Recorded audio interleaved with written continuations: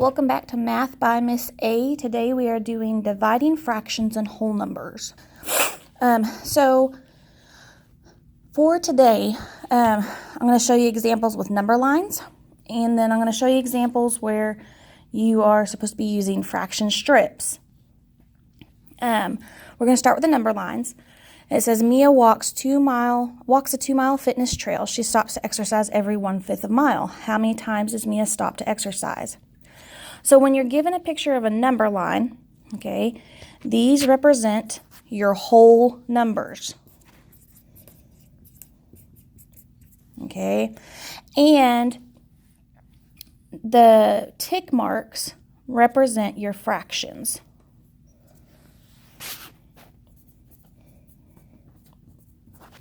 Okay, so she walked a 2-mile fitness trail. There's her 2 miles. And she stops to exercise every 1/5 of a mile. Well, if you notice, there's 1, 2, 3, 4, 5 tick marks to get to that whole number.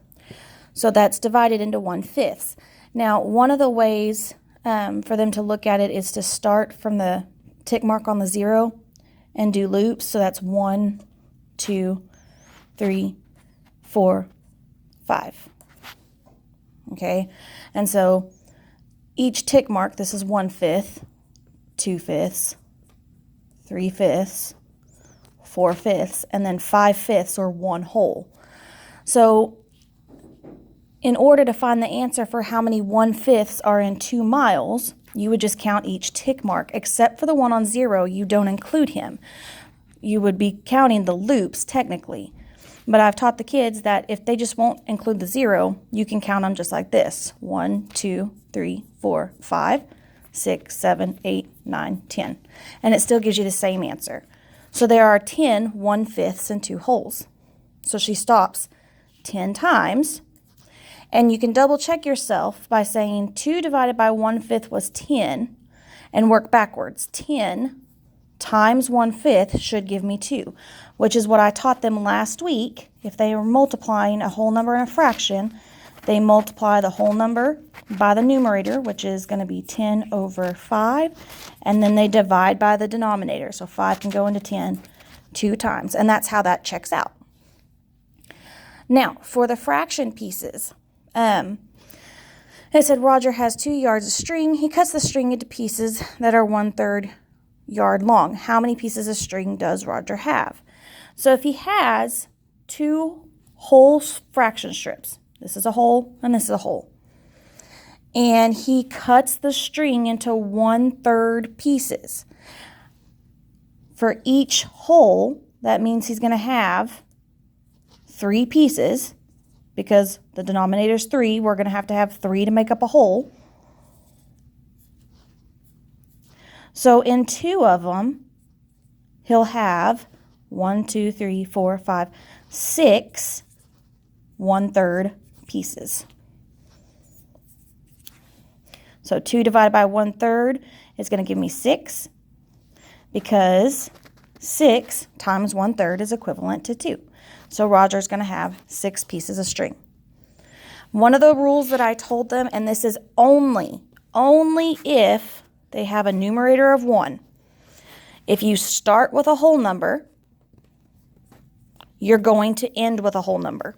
So they started with a whole number, they divided by the fraction, you're going to end in a whole number. Only if the fraction has a numerator of 1. That's the only time that applies. Okay, let me give you some more examples real quickly, because we also do a fraction divided by a whole number. So if you look over here, and they only use this whole right here as basically a guide for the kids. But what they're really doing is they're taking 1/3 and they've divided it into 2 pieces. Okay, so 1/3 divided by 2, each piece is 1/6. Again, another rule I told them, only if the numerator is 1. If you start with a fraction, you end with a fraction. And they can also double check themselves the same way. 1/6 times 2 gives me 1/3. 1 times 2 is 2 over 6, and then 6 can be reduced to 1/3. I'm going to go ahead and give an example of a word problem. And it says, Julie buys a board that is 6 feet long. She wants to cut it into pieces that are 1 foot each, or 1/2 foot each. How many pieces will Julie have after she cuts the board? So she's taken a 6 foot long board and she's cutting it into pieces. So she's dividing it into 1/2 foot pieces. If I start with a whole number, I'm going to end with a whole number. So I've taught them that if they will just multiply 6 or the whole number times the denominator, that'll give them their answer. So 6 times 2 gives me 12, as long as the numerator is 1. For number 7, Mr. Morales makes 4 batches of cookies for family math night. He divides half, and it tells you he divides half a pound of butter equally into 4 mixing bowls. Okay, again, the numerator is 1, so that only works if the numerator is 1. Okay, 2 whole number times my denominator, 2 times 4. If I start with a fraction, I'm going to end with the fraction. My numerator is going to stay that 1, and I just have to multiply my whole number by my denominator. And again, like I said, this only works if it has a numerator of 1. If you have any questions, just let me know. Miss A out.